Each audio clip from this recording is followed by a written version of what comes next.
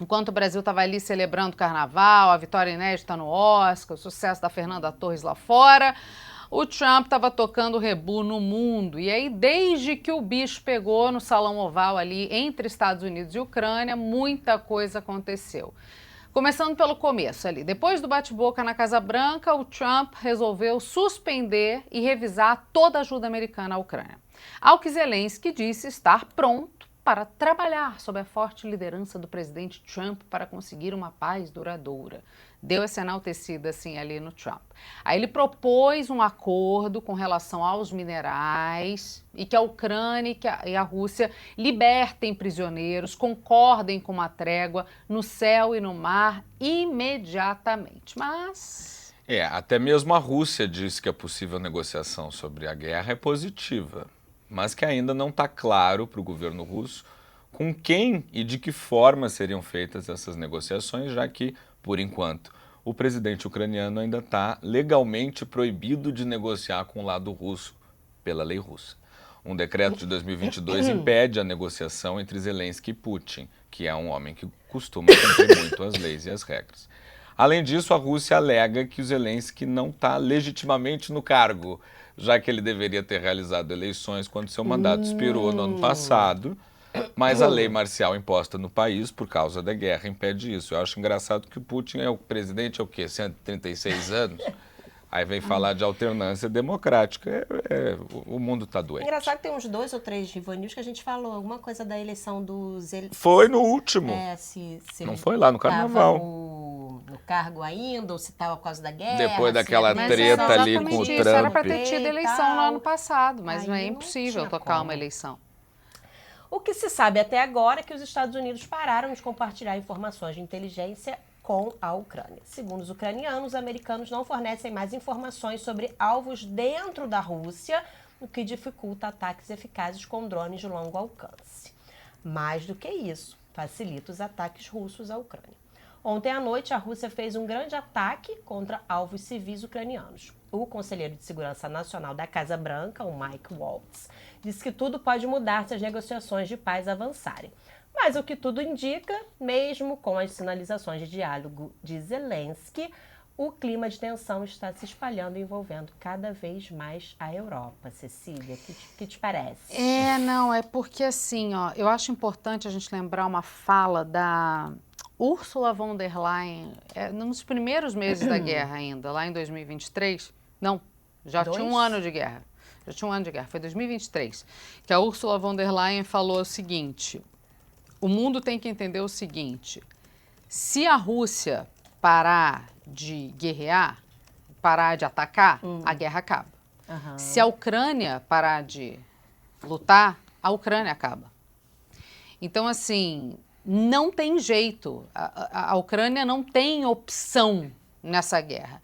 Eu acho que o Zelensky está sinalizando ao Trump para dizer assim, cara, sossega aí, que senão você vai destruir o meu país inteiro. Tanto que o ataque dessa noite passada foi em cima de alvo civil na Ucrânia, com toda a força. E nenhuma palavra da ONU. Não, a ONU não tá... Da Cruz Vermelha. Não. Médicos Sem Fronteiras. Não, ninguém. Silêncio. É porque não era judeu atacando. Sabe, vai perder tempo fazendo um negócio de comunicado oficial. Era russo. E aí, gente, a gente tem essa outra questão, porque, como a Manuela falou, está envolvendo cada vez mais a Europa, e o presidente francês, Emmanuel Macron, alertou que a região está em um ponto de virada na história e deve enfrentar a ameaça russa sem a ajuda dos Estados Unidos.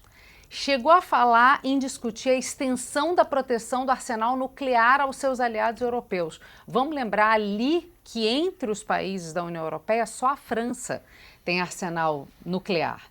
Então, quando o Macron fala que ele quer expandir essa coisa, a proteção do seu arsenal nuclear, ela está sinalizando que a União Europeia está querendo se mostrar relevante nesse meio.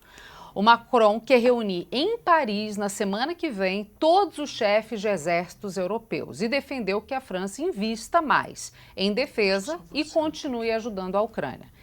Enquanto esse encontro de Paris não sai, na semana que vem, o que aconteceu? Líderes dos 27 países da União Europeia se reuniram em Bruxelas para uma cúpula especial sobre defesa. e o velho continente, que ficou por décadas profundamente dependente dos Estados Unidos, agora quer discutir rearmamento e o apoio a Kiev contra a Rússia. Inclusive, o Zelensky chegando ali foi muito bem recebido por todos, ele teve ali, e é a Europa mostrando que, nós vamos tomar conta de você, que a gente não quer que a Rússia avance.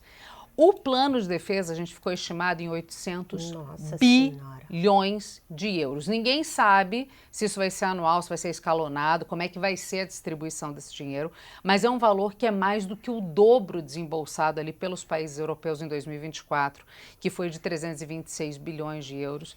Todas as ações de grandes empresas armamentistas, de armas e de itens ligados à guerra estão com ações lá no teto na Europa inteira por conta desse movimento intenso da galera meio que se preparando para o que pode acontecer. Pelo menos é uma coisa de dissuasão que eles estão falando, né?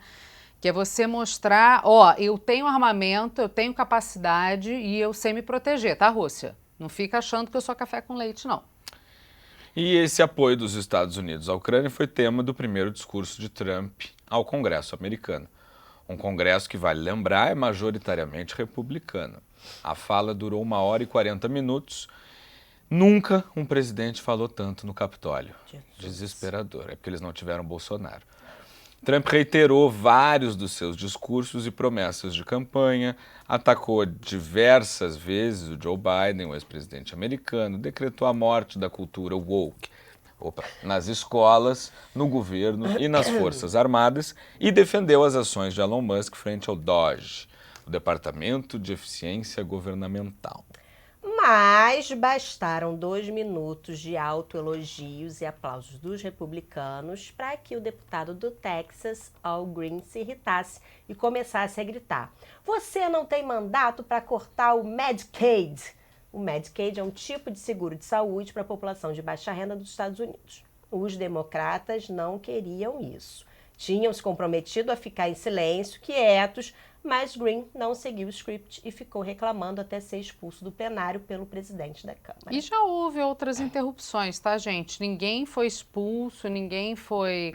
Mas dessa vez é a maioria republicana ali no Capitólio, né, no Congresso agora, então não vai ser fácil, não. E na verdade, os democratas não queriam. O Al Green foi bem contra a corrente aí.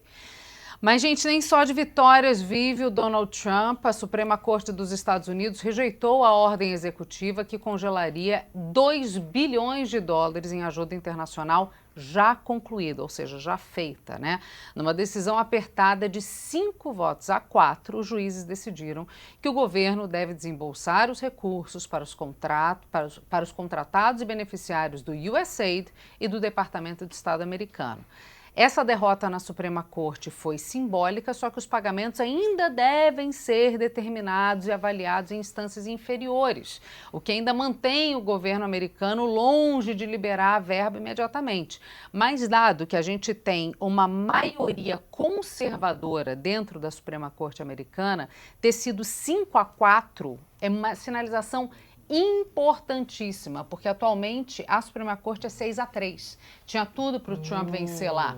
Mas uma das conservadoras ficou do outro lado e fez o pêndulo balançar. E a coisa não foi da forma que eles estavam esperando, não. E falando em liberar, os Estados Unidos estão discutindo diretamente com o Hamas a liberação de reféns na faixa de Gaza. A conversa de americanos com os terroristas do Hamas rompe a política que recusava qualquer envolvimento direto do país com o grupo, que é considerado terrorista por Washington desde 1997. Depois do fim da primeira fase de troca de reféns e prisioneiros, mediadores têm procurado estender o atual cessar-fogo entre Israel e o Hamas. Acredita-se que ainda estejam sob o poder dos terroristas cerca de 24 reféns vivos, incluindo aí um cidadão americano. Além deles, também tem os corpos, né, de pelo menos outros 35 reféns. E, claro, ainda tem as tais tarifas que os Estados Unidos querem impor a produtos importados. Trump, desde a posse, está fazendo o jogo de vai, não vai, de alimento de tarifas... Não, de aumento. De aumento, de tarifas com seus maiores parceiros comerciais, como o Canadá, México e a China. Até o Brasil entrou na roda, sendo citado naquele discurso que a gente comentou agora há pouco.